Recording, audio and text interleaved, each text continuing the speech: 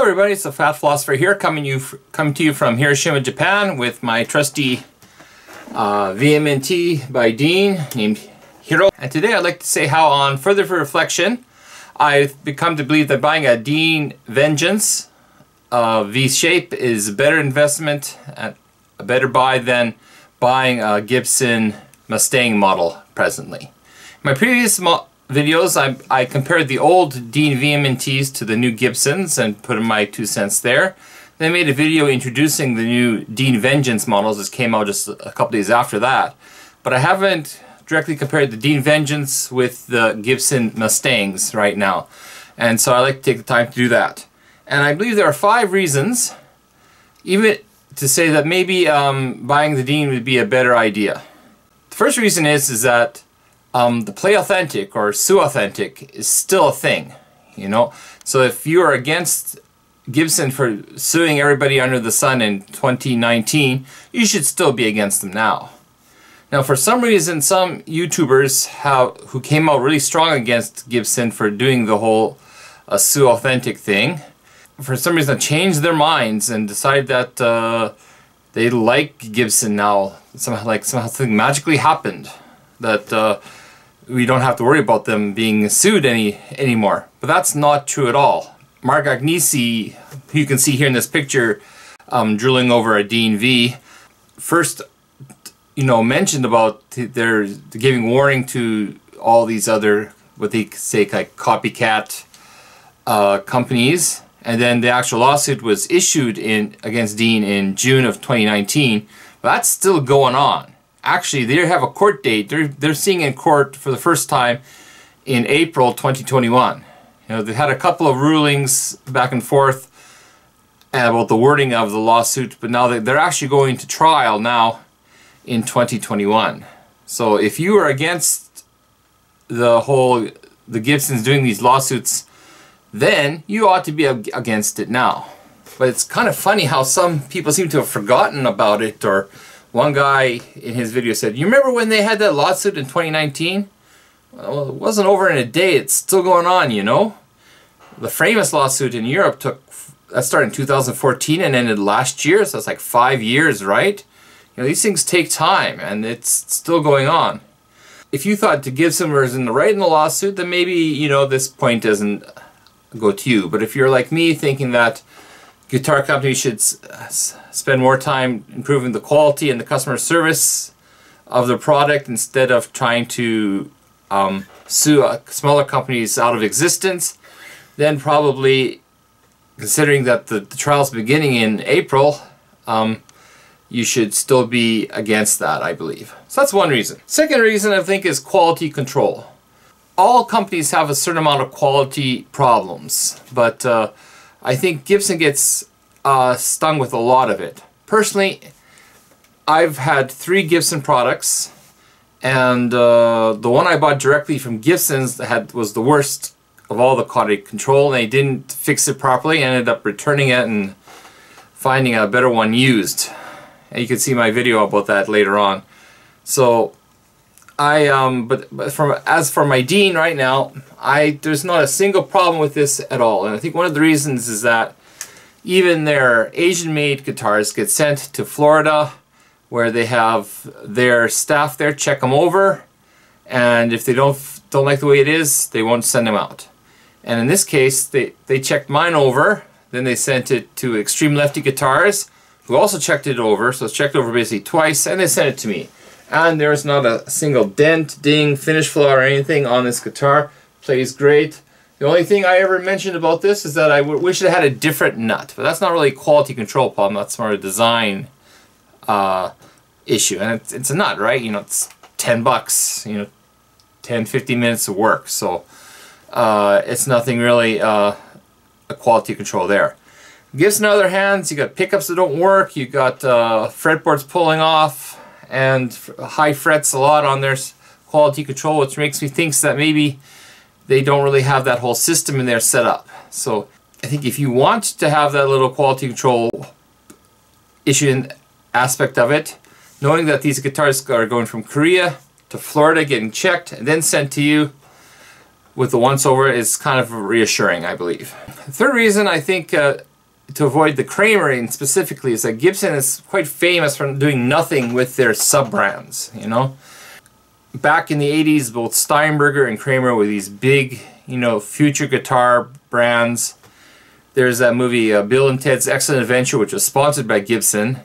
And if you remember that movie, they start off with these Strats, which they call not decent guitars. At the end, the space guy Rufus brings them in some Steinbergers. They're supposed to represent the future of guitars. Well, where did that go? Well, Steinbergers are not made with the carbon fiber anymore. They don't have those really good trims like they used to. Now they're just basically a cheap budget travel guitar, and which is a shame. And same with Kramer. I owned a Kramer back in the 80s, and you know, at the time, you know, Kramer seemed to be like the biggest guitar company out there. Gibson buys them, and then they said they're just making, you know, Richie Sambora knockoffs, and kind of stuck with the whole 80s vibes now. It's nice that they gave a Model 2 of Mustaine, but again, Mustaine isn't basically an 80s or 90s artist. He's not really the future of guitar either. And so I don't think they're going to do much with that with the Kramer line. You know, while Dean just has their main line, they're focused on there. They're not, of course, they have their Luna acoustics, but they really focus, their electric guitars have Dean on it, or they have nothing on it, right? And I kind of respect that. And so that's one reason I think you can assure that Dean is going to promote their guitars, while you can't really say the same for Gibson. Fourth is that Dean Vengeance are going to allow for more options on your guitars.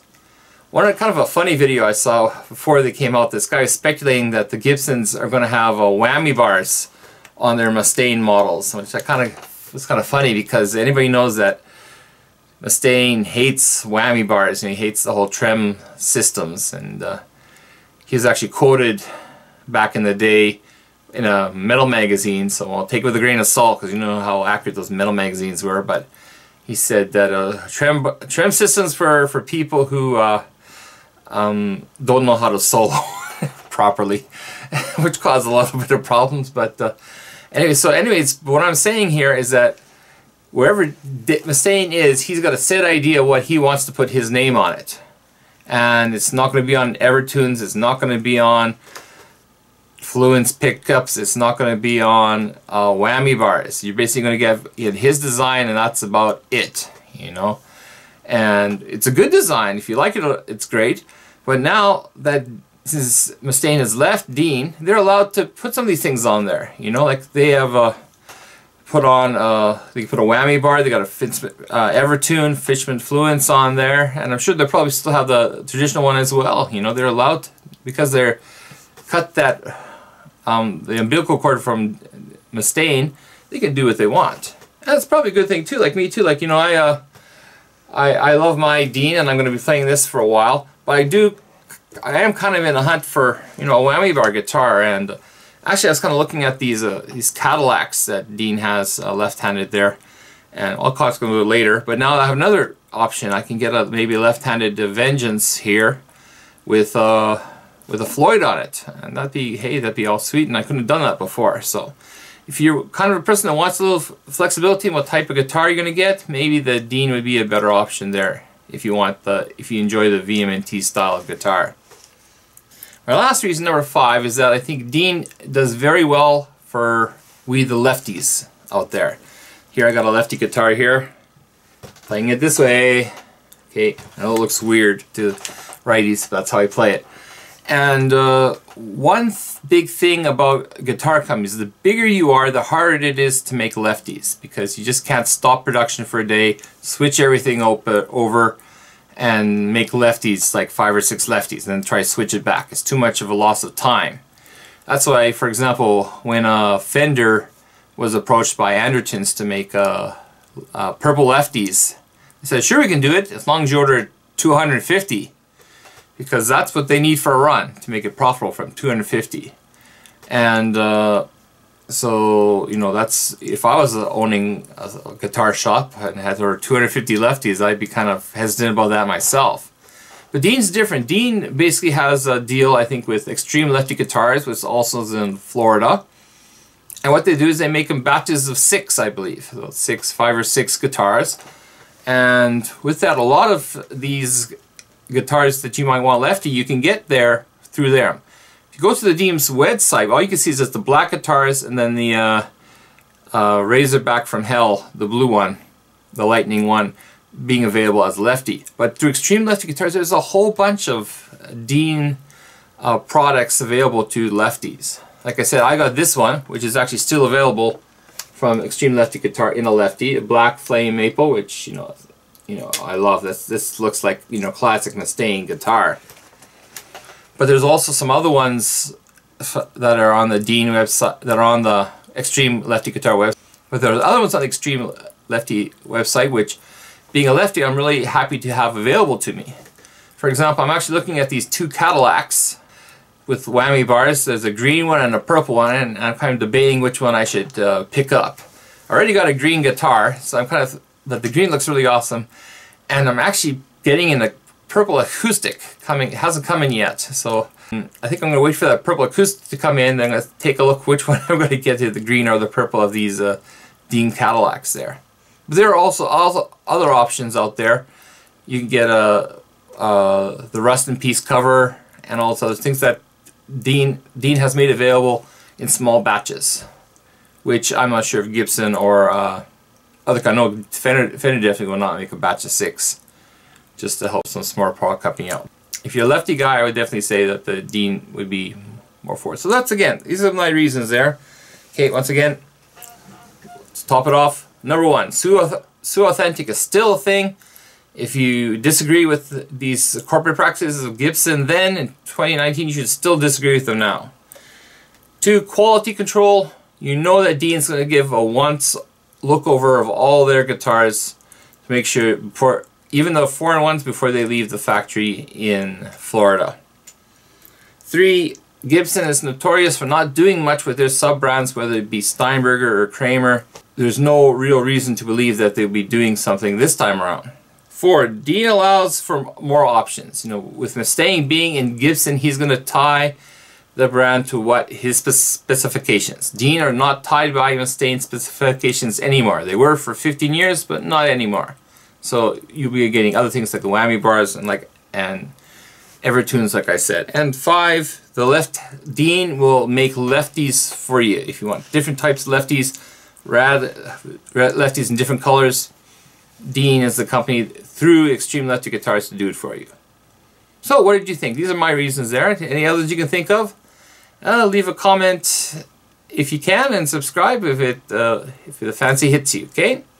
Good luck and keep rocking out with your Dean guitar.